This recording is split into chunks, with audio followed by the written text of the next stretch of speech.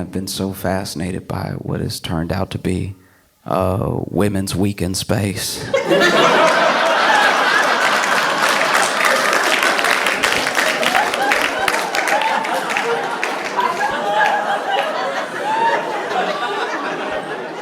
Could not have seen this coming. Truly could not have seen this coming. Okay, so basically, just to bring you up to speed in case you are just like living your life or whatever. There was a Blue Origin, they went up. I don't know what to call it. Because some people get offended when you call it a trip, but then other people get offended when you call it a mission. So it was a flight. It was a flight to space. So on this flight to space, on this Blue Origin flight to space, you had Carrie Ann Flynn, who's a film producer. You had Lauren Sanchez, who is Bezos' fiance. You had Aisha Bowe. I think that's how you pronounce her name. And she's an actual like aerospace engineer. And then you had Amanda Wynn, who is a bioastronautics researcher, which when I saw the words together, I was like, every once in a while you'll see somebody who has a job or a field of study that makes you feel dumber than is fair. Do you have it? Because you'll just be living your life and then they'll be like, I'm a bioastronautics researcher. And it's like, all right, is that Iron Man? What do you...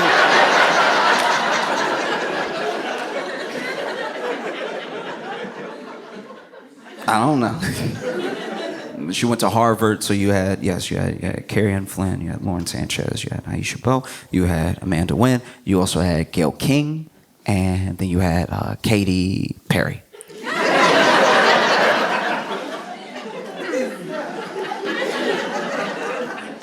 You had this set of individuals come together to go up in space. So here's what happened. Basically, they went on this Blue Origin flight. Now, Blue Origin is owned by Bezos, and it is like space tourism, pretty much, where they will send you up there, you'll fly up there, and you'll look around, and then they drop you, but it's like completely safe. And there was a bell. I don't know what the point of the bell was, but there was a bell that they rang before they got in. And ringing the bell was how you could tell that Gail King didn't really want to go at first. Like that,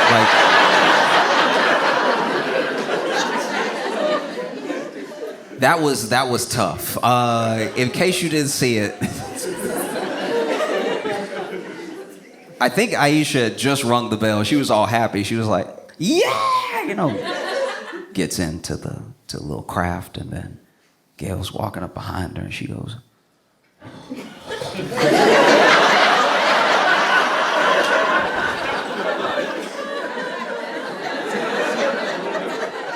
I've only seen that face one other time, and it was when my mom was trying to teach me how to drive.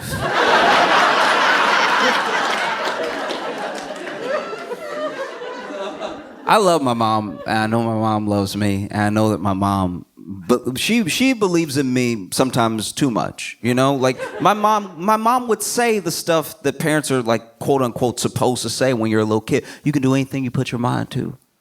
Ooh, you know, you may not get it now, but if you work harder, you're smart enough to figure it out. All of the positive affirmations you're supposed to give a kid to get them to accomplish something down the line, something difficult, right? Something that may seem nearly impossible. And I really believed my mom when she told me these things. When my mom told me, oh, look, you may not be the fastest, the strongest, you may not be able to grasp something right away, but if you put your mind to it, if you put your mind to it and you read that sentence over and over and over again, eventually you'll get it. And then if you keep doing that with the whole book, you'll understand it. You know, it's just, my mom was, always imparting on me that enough attention and hard work could get you to the places that talent got other people easily, you know?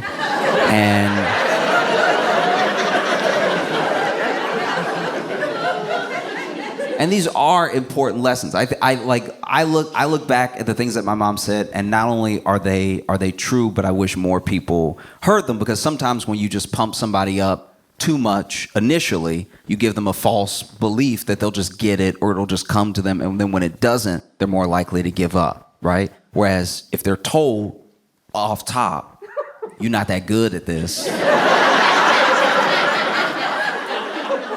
they'll know that there's something to work towards, and that the thing is possible, that everyone who ever accomplished anything wasn't already good at it. It took work, it took perseverance and everything. And I believed my mom when she told me all these things, until it was time for her to teach me to drive. Because when we got in the car, my mom was making a face that didn't exactly say, you can do anything you put your mind to. You know what I mean? Like, yeah, I mean, like if I could do anything I put my mind to, I'm putting my mind to driving, and then you get in the car with me, you sit in the passenger seat, and you going.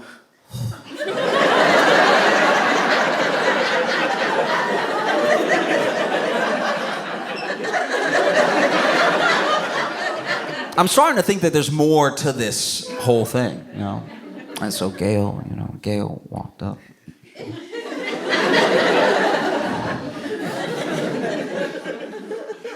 They all get in the craft and they all pop off. They all get in the...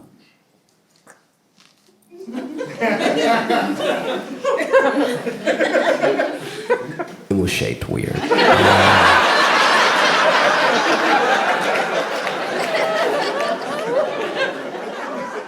But I'm not an astronaut. I'm not a physicist, I'm not a scientist, so I will be using the wrong terminology a lot. Be patient with me. But this rocket craft, this... It wasn't because a ship feels substantial. You know what I mean? Like, the Death Star feel like a ship. This feel like the tip of a rocket. Feel like they got in the tip of the rocket. And so they in the tip, and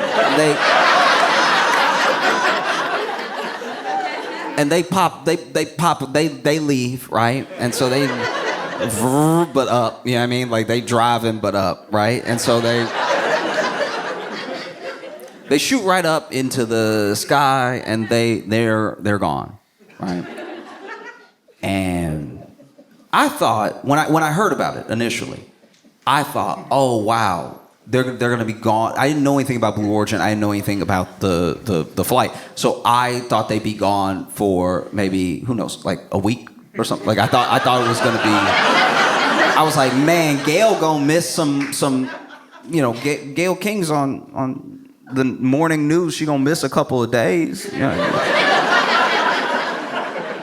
Like, Katy Perry's got a whole tour that she's starting on, like, and I'm sure that, you know, Aisha, like, I'm sure the people with like jobs I can't pronounce also have somewhere to be. So I'm like, they're gonna be gone for like a week, and then they came back almost immediately. It was 11 minutes. I didn't know it was gonna be 11 minutes, and honestly, 11 minutes. Because here's the thing. The whole thing is a very cool sounding thing, and I've never done anything like it in my life. So I'm not diminishing what it must be like to go up that high. I'm just saying I've been on runways for an hour, and I feel like for what it was, they should have got some more time up there. That's just me. That's just me. I'm not. Do you see what I'm saying? Like, I'm saying if you go ahead and you do all this stuff to go up there, like, don't make it a high five. Like, let me be up there for a while, and then they come down, and it looked like they landed hard. Now I've both heard from friends, and then I read a whole thing about how there's this thrust that they use with the landing where it basically goes off one time to sort of soften the blow a little bit on the way down, and then it goes off one more time to make sure that you don't slam into the ground. That being said, enough dirt did move that I thought they slammed into the ground pretty hard. I thought they were all gonna be flat when they opened the door. When I saw that, I was like genuinely worried. I was like, it made me by myself sitting in my apartment go, oh! And it doesn't help that the audio also doesn't sound great. I don't know if you've heard the audio of them coming down, but they're up there in space and they're floating and everything. And then when it's time to come down, all you hear is, like, it's the most garbage, like,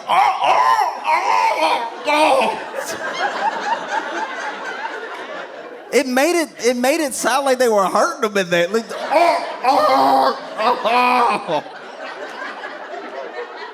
like, no, listen to it for real. It sounds insane. And don't get me wrong, if it had been me in there, I can confidently say, if it had been me in there with them, you wouldn't have heard anything. You wouldn't have heard anything because I would have already passed out a hell of a long time ago. I would have passed out so fast. As soon as I saw Earth coming back fast, I would have been like, nope, thank you. You wouldn't have caught me screaming because I would have been unconscious. There's no way. I wouldn't be up here. At most, you would have got a, like, that's all I'm hitting you with. No, that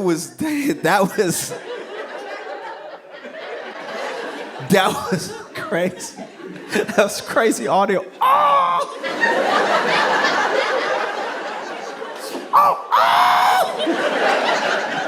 It honestly felt like, okay, because it did low-key feel like what happened in the landing was like somehow everything Gail was worried about going up. You know what I mean? Because this is also what happened. The only other time, I know I was talking about my mom teaching me to drive and everything, but I think the other thing that makes you make a face like that, like ring the bell,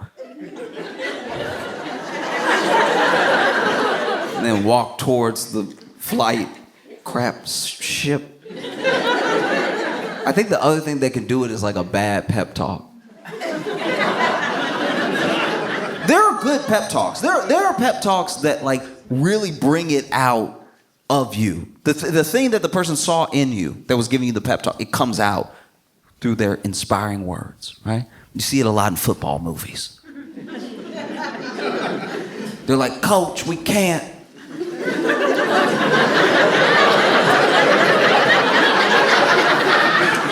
Coach, we can't get another touchdown. They big.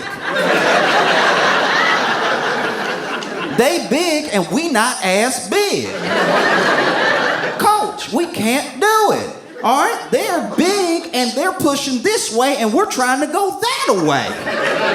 Coach, it's impossible. We cannot get another touchdown. I know all we need is another touchdown to win the big game and not feel like losers, but it'll never happen. And then the coach is like, you listen here. You listen to me. Because I'm the only one with a discernible accent in the film.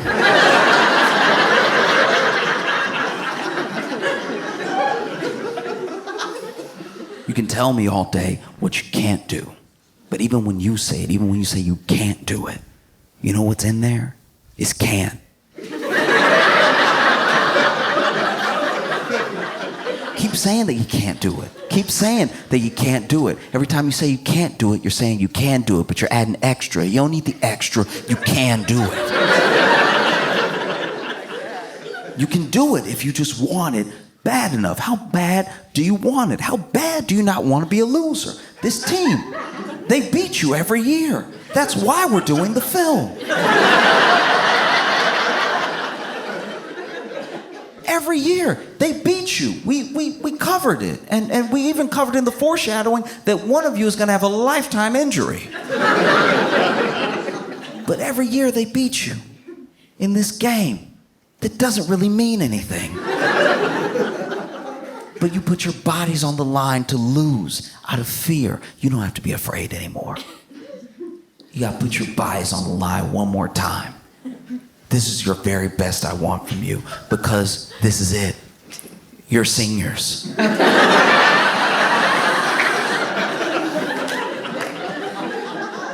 this is all you have. Some of you are barely gonna graduate. And none of you are making it to the NFL. So unless you want the last game that you ever played in your entire life to be a loss, you'll go out there and you'll put your joints, your tendons, your cerebellum. You'll put your knees, your ankles, your Achilles, your MCLs, your ACLs, your finger joints. You'll put it all on the line, all for the sake of that American pigskin to get to the other side, because this is war. This is exactly like war, except you're not really fighting for anything.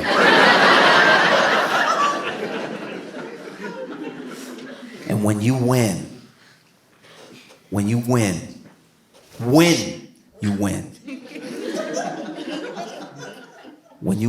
make it to the other side, when you get that touchdown and you're standing there, and they topple over the field goal post, which is going to cost thousands of dollars. And everyone runs on the field to try to lift you up, and they hurt their backs because they're old. But you're all this town has, because industry left decades ago. And so they'll try to lift your oversized bodies on their shoulders. But it won't work because everyone in this town somehow has sciatica. So it's not gonna be pretty, but when they lift you up, and you, quarterback, when your girlfriend tells you she's been keeping it from you the entire season, but she's pregnant, you'll be like, wow, at least my son's gonna have a winner as a father.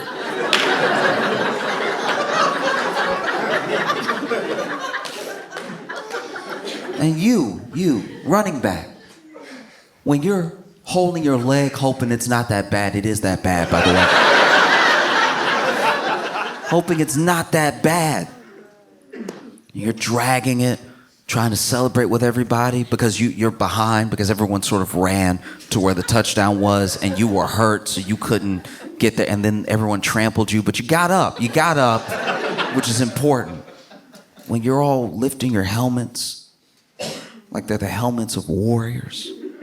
I want you to think about this speech. I want you to give yourself this speech every day that you go to a job that you hate. Because this is how you're gonna get through life. This is an all-American pep talk. Now go out there and win. Or don't and hate yourself for the rest of your life. But go out there and do it, right? I felt like Gail got a way worse pep talk than that. I feel like Gail's pep talk was just like, girl, why are you so nervous? You ain't gonna die. You know how hard it is to die? You're not gonna die. Just because you're going miles above the earth and then they shoot you in there with fire, you're not gonna die. It's just, you know what I mean? It's gonna be a little explosion under you, and then that's gonna shoot you up in the air, and then you'll be in space. You'll be floating. And I'm sure they got it under control. I'm sure you're not gonna float forever and then never come back. I don't even think they would let that happen, all right? And then when you come down, I'm sure it's gonna be fine. I'm sure you won't be like, oh! Like, I'm sure it's gonna be fine. When you head back down, I bet you it's gonna be so smooth. You're gonna be floating down in a little parachute they do, and then I guarantee it. And then when you fall, you know, when the little craft hits the ground, you won't break your back at all. You know what I mean? That's already been done. We talking research in the 60s and 70s where people came back down and broke their whole back. That's not you, okay? That's not gonna be you at all right? All you gotta do is just trust the experts that have already built this thing. Trust the people that trained you and went through the process of what's gonna happen. And trust that, you know, at the end of the day, God is in control. So if it's your time to go, it's your time to go anyway. It's not like, you know what I mean? Like, you know, you do all the math you want, but if the Lord wants you, he'll take you. And that's, you know what I mean? That's not, you know, we not on our time, we on God's time. And so if God wants you to die right now, you be dead. Yeah, I mean, it's like, why are you worried? Why are you worried? Just,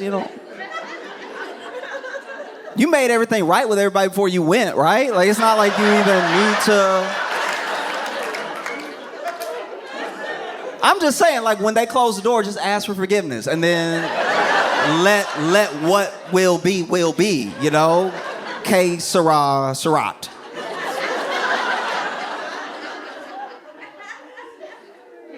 No, she just looked like she got one of those rough pep talks that had her like, okay. And they went in there. And when they shot up, they had about, I to read this part, I wasn't sure, but they had about 4 minutes of like weightlessness, which I thought was zero gravity. It turns out it wasn't actually zero gravity. They were falling, but slowly, because they went up to the, I'm gonna mispronounce it, but they went to like the Karman line, and the Karman line was discovered by this dude named Karman, named after himself. That's what dudes tend to do. It's my thing. So just so you don't forget who brought you here. But yeah, Karman was he was German, and I had the absolute pleasure and the honor of going to the Jet Propulsion Lab today and getting a tour. Well, don't clap for me. I didn't know anything before I got there. But I got a tour, and they were explaining that Karman was German, but he came over before. He wasn't a Nazi. He came over before everything really popped off in Germany, and then he actually helped develop rockets to shoot at the Nazis. He was kind of the most opposite of a Nazi you could be. He was kind of like, hey, get him, right? Which did make it awkward when we brought those Nazi scientists here. That's gonna be a quiet day in the lunchroom. Woo! You just eat your sandwich, it's like, oh, hello, Hans.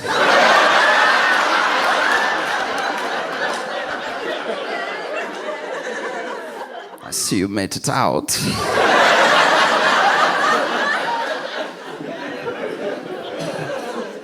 Beautiful weather.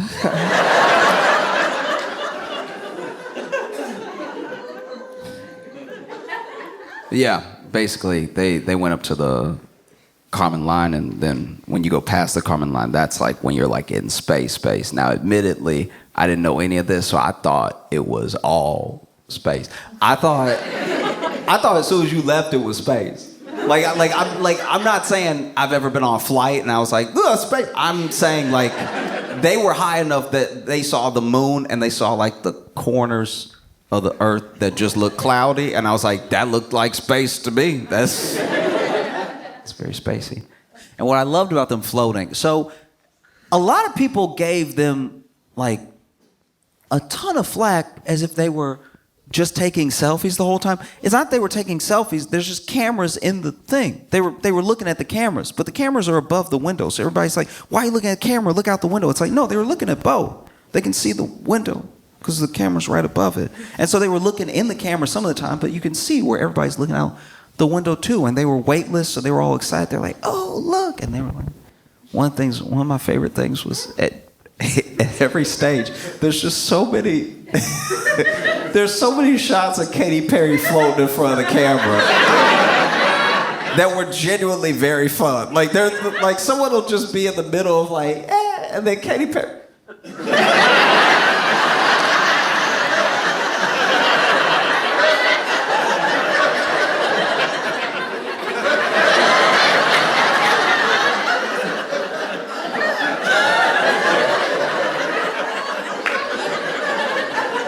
Man, yeah, that was great. That That was dope. Like, and she just had stuff too. There was one point she had this daisy, and I was like, all right, yeah, I guess.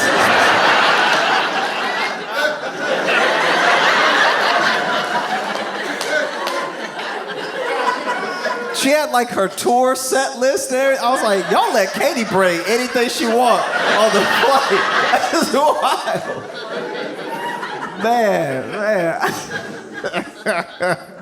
I was half expecting Katy to bring a picture of Katy up there.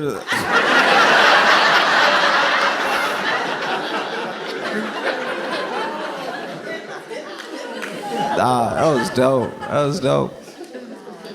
And they were having fun up there, you know. It was nice to see people, you know, have fun. Then they came down and everybody was so mad.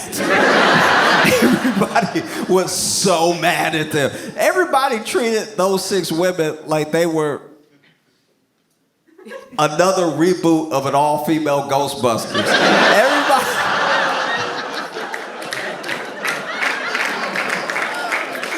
People were so mad at them. They landed and people were like, why'd you go in space? Why are you floating, Katy? Like, geez, sorry. Man. And admittedly, they got out, and I did see Katy's interview. Right when she got out of the craft, and look. All right. I'm gonna do my best. Okay. I know when somebody is like annoying or odd online and you say one thing, you're one person that says one thing, it's not, in your mind, that big of a deal because you're one person saying one thing. You might not even be saying anything that nasty. You're one person saying one thing. But if 10 million people all say something, we are now piling on one person who didn't do anything but be, I don't know, I guess a little tone deaf or annoying or whatever, right? So quickly, what could have been like a couple people being like, that's not it, turned into the entire internet being like, oh, send her back.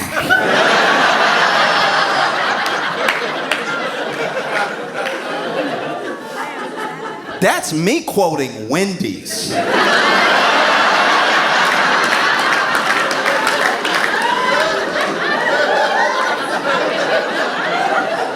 You know Wendy's, the sandwich company. You know Wendy's of baked potato fame? Wendy's. Wendy's was like, send her back.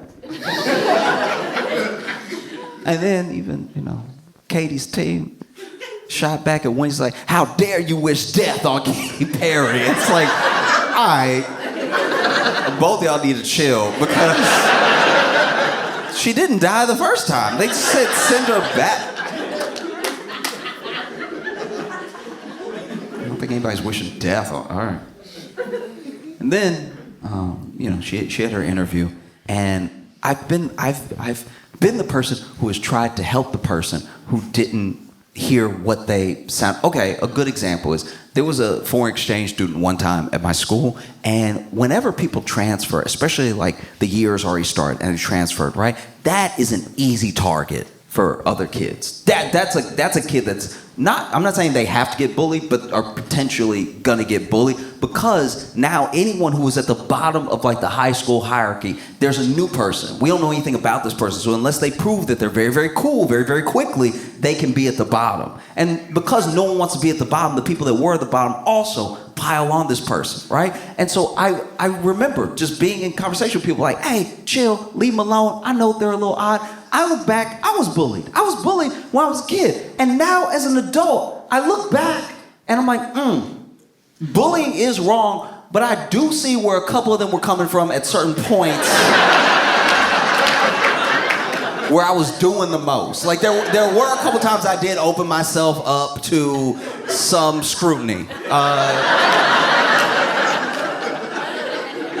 Yeah, I mean, like there are a couple of days that I could have not been humming some musical theater number so loud in the boys' locker room. Like I could have not invited some of that in. I know I was just being myself and everybody should be allowed to be themselves, but there's also common sense. And I don't know. Yeah, I was definitely in that situation one time as a kid. And I was like, hey, look, I know that they're different, but they're different. Just chill, right? And then one time they took out all the crystals, put them on the desk. Class hadn't started yet. All the crystals on the desk. Everybody, look, what you doing? And it's like, oh, these are my crystals. And then I was like, all right, y'all, be cool. Be cool. And then they grabbed 2 of the crystals and they're like, brrr. I'm like, not, see, you're not helping me help you. You see you're not helping me help you right now. Who else in the class? Who else doing it? I'm not saying don't be an individual. I'm just saying you know these aren't good people around us right now.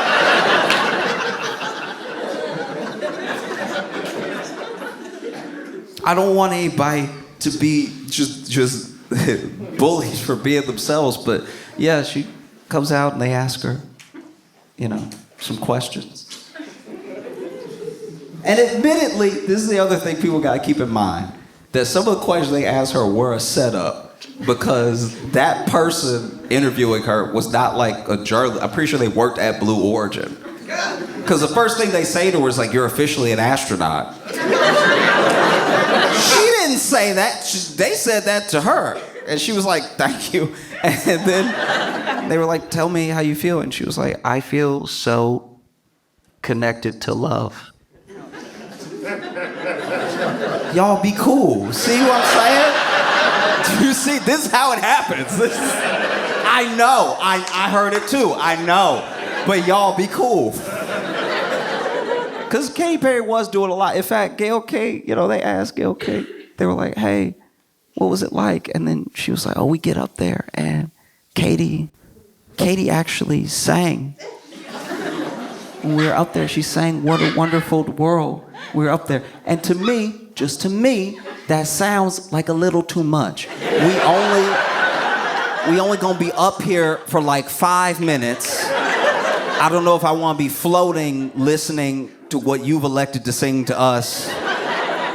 It wasn't like they were floating like, Katy, now! Like that wasn't, I'm guessing, I don't know. I'm not saying anyone didn't enjoy it either. All I'm saying is that that's what Gail King said, and when she said it, I had hoped. This is what I genuinely want from the bottom of my heart, is for Katy Perry to have sang What a Wonderful World like Louis Armstrong. That would have been fire.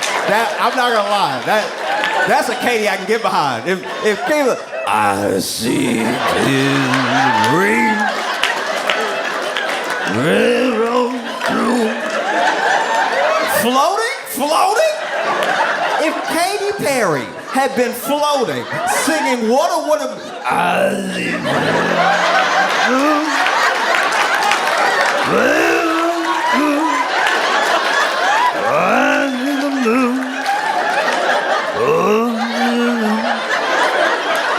I think to myself,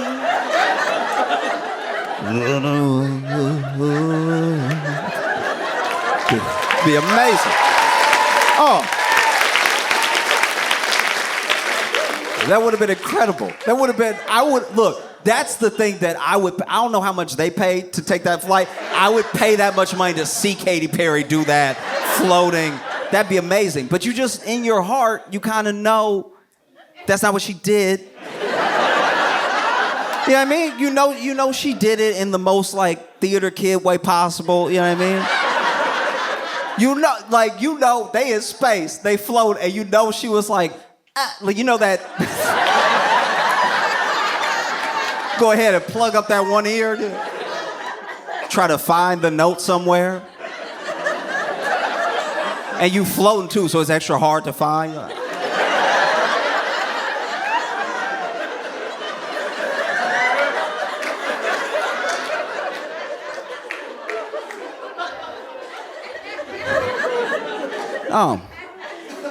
People were so mad. I didn't even know, I don't admittedly know much about space at all.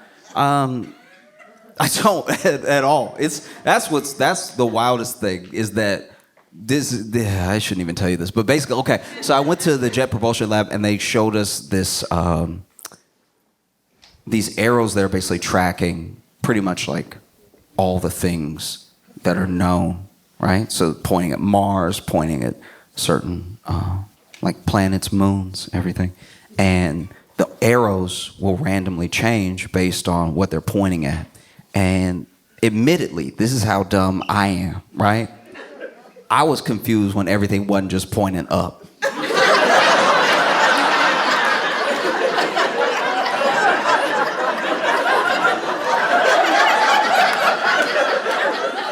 I'm not a flat earther. But I can see how people get there, because in my head, it said Mars and then it went left, and I was like, Mars ain't left. This thing broken. Mars ain't left at all. That's crazy. Mars supposed to be up. I'm getting an attitude in my head. I'm like, Mars supposed to be up.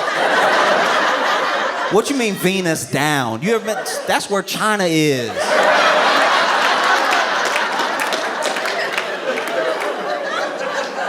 People don't have any sense. You know what I'm saying? Like, that's wild. They just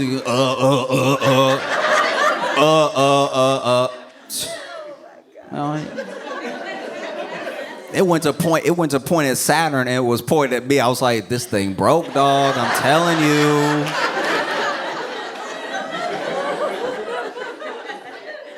No, I don't know much about space, and there were so many people that were like, they faked the whole thing. They didn't even go up. They never went up at all. The whole launch was AI, and then when they landed, that was a tape from a different time, because those people definitely died. And it's like, no, they don't need to fake it. They don't. I'm not trying to come out in support of like Blue Origin specifically, but it's like they don't need to fake it. This is like the 11th one that they did. They did like 10 of these already, and no one cared. Like, they didn't do the whole press run like they did for this one, so they just did 9 of them in peace. The first one that they did, I think, was William Shatner was on it, and he was like, I was saying all this space stuff, and it's like, bro, you also... Like, that is the one thing I'll say. That is like the one critique that I have of the internet's response to this, is that it's like, a part of me is like, y'all are mad because it's all women. You know what I mean? When William Shatner got off and he was saying all the space stuff, you were like, oh, William Shatner got to go to space, that's so cool. And it's like, yeah, that is cool. That it's cool for anybody to get to go to space, because it's space. It's rare, you know? But you can't let him off the hook for saying like hoity-toity stuff just because he played space.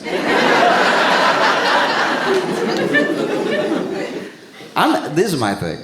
Maybe I'm the only one that feels this way, but I was happy for Gail that she got to go. I know that she's not, you know, like an astronaut. I know she's not trained in this sort of thing, but Gail needs a break. We make Gail interview everybody before their life fall apart. We made Gail interview R. Kelly right before jail. Don't act like you don't remember that. We made Gail sit there. R. Kelly know he going to jail too. You could smell the jail on him. He knew he was going to jail. That's why he was sitting there, didn't know what to do. He was half singing, half crying. Is this working? Sweating, people coming up to blot the sweat off, and you're like, y'all killing me! Hitting notes while he screams. Gail had to sit there the whole time. Robert.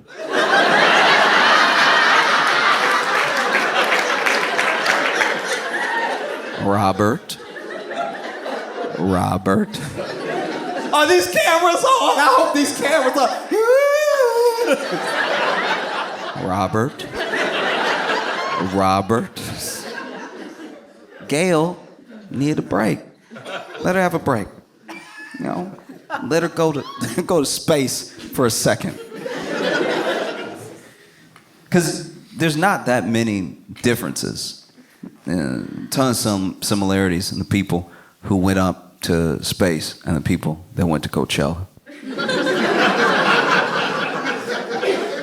There's a ton. Both have potentially horrific bathroom experiences. You know what I mean?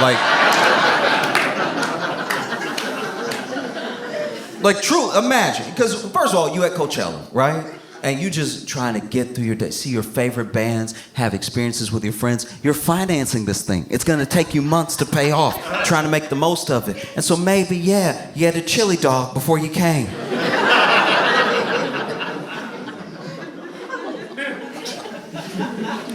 Now you're standing there, sort of stand dancing, listening to Weezer. Sick riff comes in, and right then you feel it.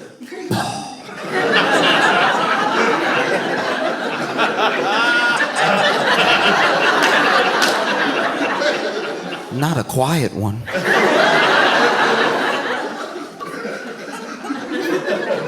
A quiet one is your body telling you, hurry.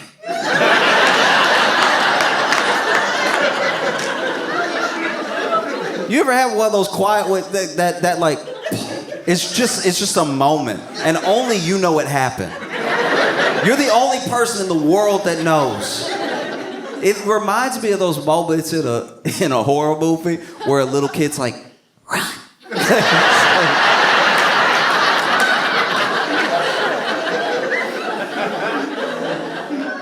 So you book it. You go out of whatever badge area you have and everything. You don't care about anything. You're just running, trying to get through. And what do you find? A line. A line to use one of the most blown out porta potties in the history of America. This thing, it's like a little wooden. It's like they're not even supposed to be wooden anymore. This is from Woodstock, 1977.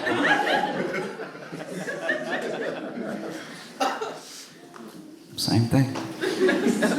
You know, maybe try and make the most of life. You get this incredible experience. You get to go to space. You get to go to space with these incredible new women that have come into your life through this experience. You've had your 2 days of training together, getting to know each other, doing this like op-ed together and everything, and you try and enjoy life to the fullest, and so you do. You get ready to go on this space trip. It's gonna be 11 minutes, but they're gonna be an incredible 11 minutes of your life. And so yeah, before you leave home, you have a chili dog.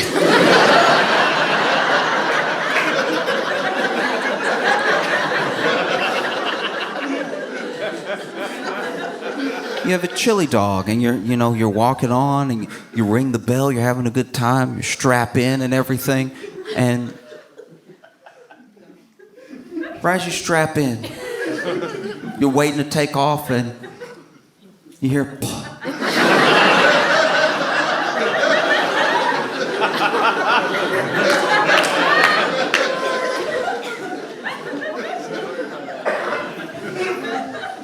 They take off, you feel a couple G's, you're like, no.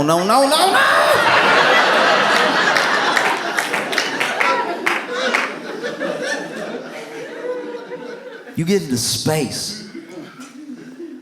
You almost touch the Karman line.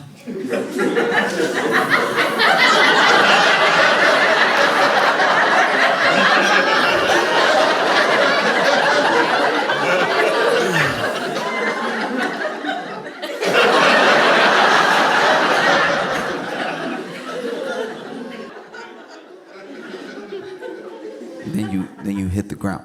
You hit the ground. Plop. Okay. I made it. 11 minutes. I held it together. You pop out of the little pod, trying to calmly look for the nearest bathroom. Everybody clapping. Everybody clapping. Oprah there, the Jenners, everybody clapping. And then somebody runs up. How's it feel to be an astronaut?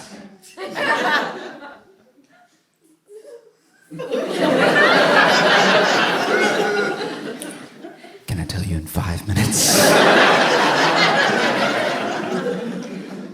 Oh, there's a ton of similarities with Space Trip and Coachella, both cool outfits. You know, people at Coachella usually make theirs, but they have these cool suits made and everything.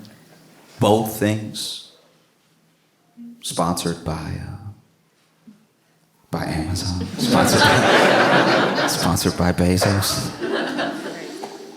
Both things yield really interesting, esoteric captions on Instagram. You know, they ask Katy Perry how she feels, and she goes, "I feel so connected to love."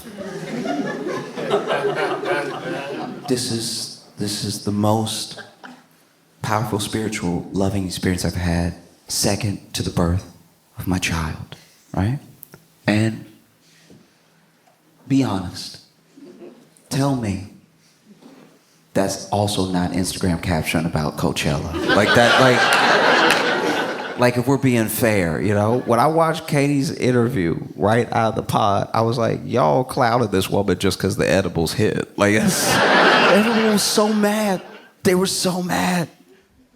And I don't even think they're mad at like Katy or any of those women. I don't think they're mad that like the thing is like tone deaf in nature or whatever. I think they're mad because people are like having a hard time living. Do you know what I mean? It's like they are kind of like the easy placeholder right now for how we feel about how the actual world is.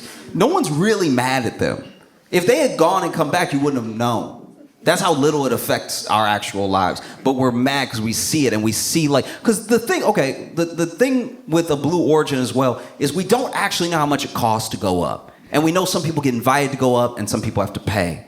But they do a thing, and this is very crafty. This is how the rich stay rich, right? We know that it's like $150K deposit if you want to go. We don't know what the next installments are. And I feel like we don't know what the next installments are so they could charge people different stuff. Because maybe you put down 150 and then you have to pay another 150 to go up. And then you put down 150, but you got to pay 500,000 to go up. And as long as y'all don't talk, it's all good. Because these people come together from all walks of life and all these different places in the world and they go up. But for a similar flight, for a similar flight to what they did, there was a guy who paid $28 million. All right? He's allowed to be mad. He's allowed to be mad that anybody got to do it for free because 28 million, even if you're a billionaire, 28 million is still a dent. Like that's wild, 28 million. So I'm just saying, it's wild that thing, we're assuming anyone on that flight had to pay. I can't imagine Bezos making his fiance pay. You know, I don't know if anybody on that flight paid. And I know that the only poor version that we have of what they did is froyo. Because you ever been filling up your cup and you don't have that much of your account, so you gotta fill it with hope. You gotta hope that like, that's a lot of air. That's a lot of air. Let's just put it on the weight right here. 550, thank goodness. One time I was getting froyo and I was by myself, but there was a woman checking out before me, and she had stuffed it, got the cookie dough in there, and she had the M&Ms. She had a couple extra flavors, and it was high. It was like a little pyramid of froyo and everything. And then old boy went to ring her up, and it was $135. And I was like, I know he lifted the scale because I'm looking at $17 easy. And then it was my turn. And I put my little one flavor with 2 popping bobas in there.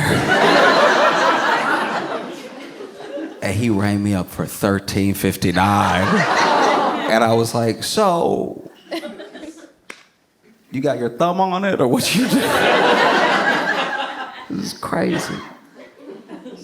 Because I don't think we're that mad at them. I think what's actually happening is that it's very hard to get by right now, and it's hard to escape. And I don't know. Everyone could use a little escapism one way or another, and we're losing access to that because whether you want to go on spring break, and spring break is the most expensive it's been in potentially recorded history.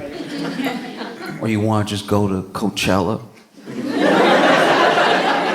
Dude, Coachella tickets. So I didn't even know this was happening. Apparently there are people that are like financing their Coachella trip in like installments. Like they putting Coachella on layaway. And it's not like some people. Apparently it's like 60% of ticket goers are like on a payment plan for Coachella, which is insane. That's wild. That you, in increments, long after, you still paying for Coachella, long after Coachella and stuff. And then you see these people who get a break. They get to go to space for free. And you know they could have paid. You know they could afford to pay it. You get angry. And I think people would be less angry if they just went ahead and whether they did a whole flight or half a flight filled with people who just need a break. You know what I mean? That's all you gotta do. Just get like two of the most tired moms you can find.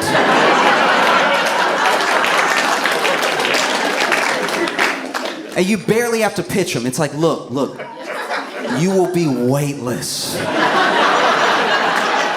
for 5 minutes. They'll be like, put it in my veins. You know, just find like one server who's done like 2 doubles in 2 days. You will go to space and you won't be able to hear anything. Yes, that sounds right.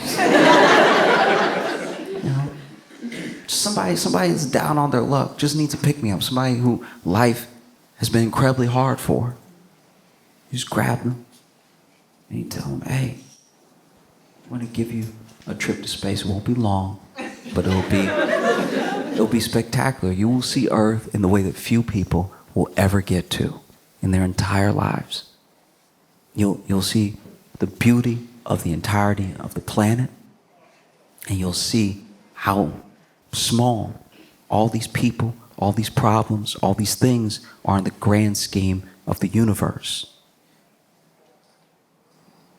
And Katy Perry will sing What a Wonderful World like Louis Armstrong to you.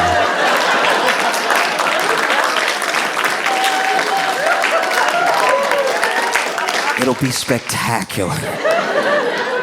Y'all been amazing. Thank you so much. I'm Josh Johnson. I appreciate y'all so much. Y'all have a fantastic night.